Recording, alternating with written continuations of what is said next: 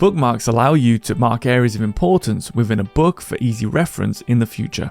You may want to use bookmarks to mark your favourite quotes, passages, or key information to support your studies. With EasyReader, you can add as many bookmarks as you require. You can add bookmarks to all forms of books, including text only, audio only, and text and audio books. To set a bookmark, tap the bookmark button. Repeat this to add a text note to the bookmark.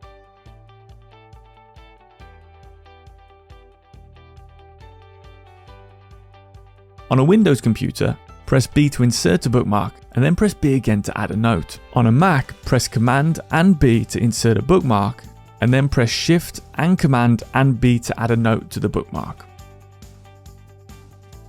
To go to and edit your bookmarks, tap the Book Navigation button and then select the Bookmarks tab. On a Windows PC, you can show and hide the Bookmarks tab by pressing Ctrl and B. On a Mac, this is done by pressing Option and B. From the Bookmarks tab, you can select the bookmark to go to its position in a book, or use the options to edit or delete it from the book.